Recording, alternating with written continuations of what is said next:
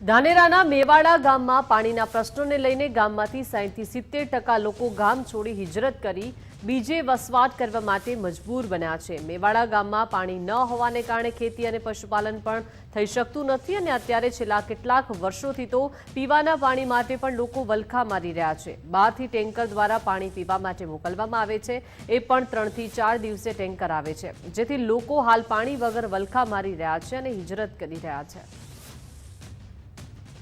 અમે જ્યારે નાના હતા ત્યારે મેવાડા ગામમાં રેલ નદી બહુ સરસ ચાલતી હતી, 12 માસ ચાલતી હતી, પણ છેલ્લા 40 વર્ષથી ધીમે ધીમે નદી બંધ થઈ ગઈ।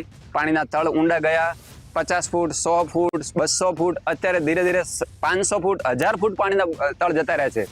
લોકો બોર કરાવે છે, પણ પાણી થશે કે નહીં એનો કોઈ નક્કી નથી।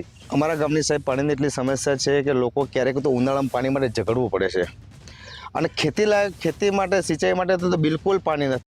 ભાગ્યે જ કોઈક ભાગશાળી માણસ હોય એના તો કદાચ એને બોર પડે 1200 ને 1500 ફૂટે બોર છે અને આનાથી અંદર જે ખારું પાણી આવે।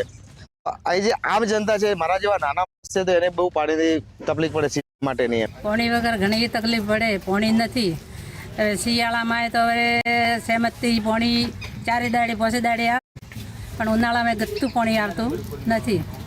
ખેતરે તો નદી લઈ જી, ખેતરમાં આંકડા ઉજાય, ગામમાં બોર નથી, ખૂબ તકલીફ પડે। 10 વર્ષ પહેલાં મૂળ પશુપાલન ઉપર નિર્ધારિત છે, લગભગ 90% લોકો બહાર વ્યવસાય માટે ગયેલા છે। તો હાલની પરિસ્થિતિ પ્રમાણે હાલ કોઈને પીવાના પાણીની પણ સમસ્યા બહુ અઘરી છે। પીવાનું પાણી પણ ટાઈમથી મળતું નથી, કિંમત વિભાગમાંથી આવે છે। તો અમારું ગામ છેવાડા, મતલબ રાજસ્થાનના છેવાડા છેલ્લું ગામ છે અને અમારી આજુબાજુ જે ઉપરનો વિસ્તાર છે, દક્ષિણ ભાગમાં નદી આવેલી છે, સુખી નદી, એ આપણા ધાનેરા તાલુકામાં પ્રખ્યાત છે, તેમાં પણ પાણી આવતું નથી બિલકુલ। અને આગળ જેતપરા ડેમ બંધાયેલો છે, એટલે હાલ પીવાના પાણીની બહુ સમસ્યા છે। આ મીડિયાના માધ્યમથી હું ગુજરાત સરકારશ્રીને વિનંતી કરું છું કે ધાનેરા તાલુકાના ઘણા ખરા બધા ગામોની અંદર પાણીની ખૂબ વિકટ પરિસ્થિતિ છે, માટે પાણીની સમસ્યા વગર લોકો તળવળી રહ્યા છે। આજે પશુધન માટેની પાણીની તો વાત દૂર, પાક માટેની પાણીની વાત તો દૂર, પણ ગામની અંદર પીવાનો પાણીના ફાંફા છે। મેવાડા ગામ જે છે ધાનેરા તાલુકાનું, આ ગામની અંદર ખેતીના વ્યવસાય ઉપર નપતા બધા લોકો છે। હવે આ ગામની જે વસ્તી છે એમાંથી પાણી ન હોવાના કારણે રોજીરોટી માટે લગભગ 60% લોકો બહાર ગામ ગયા છે। પ્રસંગોપાત જ્યારે એ લોકો કોઈ લગ્ન કે દિવાળીનો તહેવાર હોય તો એ એમના ઘર ખોલે છે આવીને, પણ તે વખતે પાણીની બહુ જ તકલીફ રહેતી હોવાથી ટેન્કર મંગાવવા પડે છે।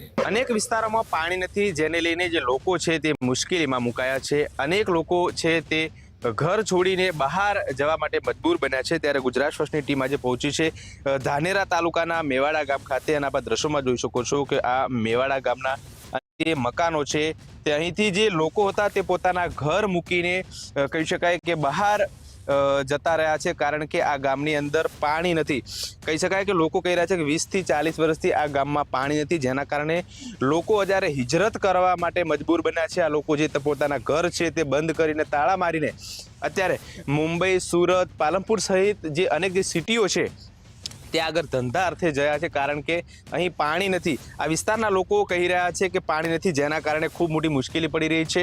નથી તો પશુપાલન થઈ શકતું કે નથી તો અહીં આગળ કહી શકાય કે ખેતી થઈ શકતી, એટલે કહી શકાય કે આ વિસ્તારની અંદર પાણી માટે ખૂબ કપરી પરિસ્થિતિ છે। આ લોકોને પીવા માટે પણ પાણી નથી, પીવા માટે પણ 3 થી 4 દિવસે જે ટેન્કર આવે છે અને ટેન્કર મારફતે પાણી આવે ને તે પાણી અત્યારે આ લોકો છે તે પીવા માટે ઉપયોગ કરી રહ્યા છે। એટલે તાત્કાલિક ધોરણે આ ગામની અંદર પાણીની વ્યવસ્થા કરવામાં આવે તેવી આ વિસ્તારના લોકો છે તે માંગ કરી રહ્યા છે। કમલેશ નાભાણી, ગુજરાત ફર્સ્ટ, બનાસકાંઠા।